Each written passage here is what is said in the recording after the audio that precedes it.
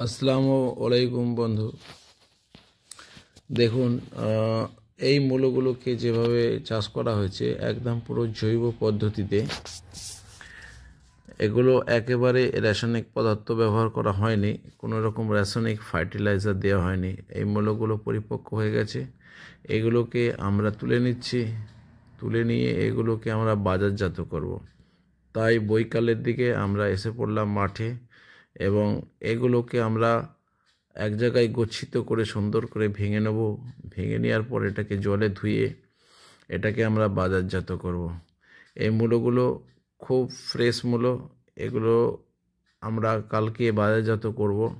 তাই এগুলোকে গুছিয়ে নেওয়া হচ্ছে, ভেঙে নেওয়া হচ্ছে। সবাই মিলে আজকে মাঠে এসে পড়া হয়েছে, কাজে নেমে পড়া হয়েছে। যে যার মতো করে ভেঙে নিচ্ছে, ভেঙে নিয়ে কিন্তু এগুলো একটা ব্যাপার আছে কি, সাবধানে তুলতে হয়, নাহলে মূলো মাটির তলায় শক্ত মাটির জন্য ভেঙে রয়ে যাবে। তাই ধীরে সুস্থে তুলে পরিষ্কার করে নেওয়া হয়। পরিষ্কার করে নিয়ে এটাকে গচ্ছিত করা হয়। দেখুন, কিছু মূলো ভেঙে গেছে তুলতে গিয়ে, ঠিক আছে।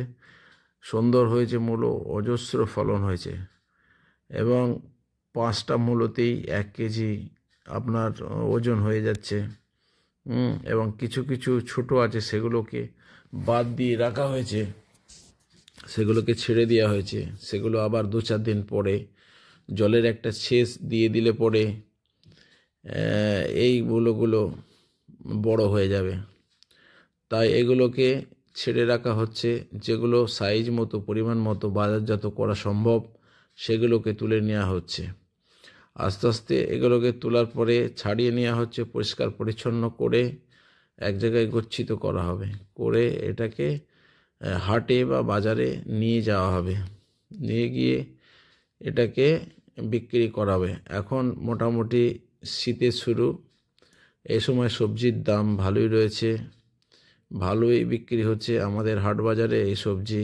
এখন এই সবজি খুব শরীরের পক্ষে উপকার, আমাদেরকে খেতে হবে এই সবজিগুলো। এখন আমরা সবাই এসে পড়েছি মাঠে। মাঠে এসে মূলগুলোকে, পাতাগুলোকে ফেলে দেওয়া হচ্ছে, যেগুলো নোংরা পাতা আছে এবং শিকড়ে যেগুলো মাটি লেগে আছে, সেগুলোকে পরিষ্কার পরিচ্ছন্ন করা হচ্ছে। পরিষ্কার পরিচ্ছন্ন করার পরে এগুলো আমরা এক জায়গায় জড়ো করে বান্ডিল বাঁধবো। বান্ডিল বাঁধার পর এগুলোকে আমরা বাজারজাত করব।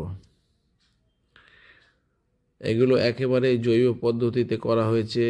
এটা 1 বছরের পুরনো গোবর সার আর খোল দেওয়া হয়েছে। আর বিষ স্প্রে কিছু করা হয়নি। বিষক্রিয়া জাতীয় এই ফসলে বা শাকের মধ্যে কিছু পাবেন না। সম্পূর্ণ জৈব পদ্ধতিতে করা হয়েছে। গোবর সার আর আপনার খোল দিয়ে করা হয়েছে। আর ফলের বৃদ্ধি এবং গাছের পাতা পরিপূর্ণ থাকার জন্য, সুন্দর থাকার জন্য, গ্রিন থাকার জন্য কিছু পরিমাণে নাইট্রোজেন ব্যবহার করা হয়েছিল। আর কিছু করা হয়নি। এবার আমরা এখানটাকে, মাঠটাকে পরিষ্কার করে সব তুলে নেব। মূলো তুলে নিয়ে এগুলো বাজারজাত করার পরে জমি পরিষ্কার হয়ে গেলে আমরা লাউ বা শশা রোপণ করার চিন্তাভাবনা আছে। দেখতে থাকুন বন্ধু ভিডিওটা।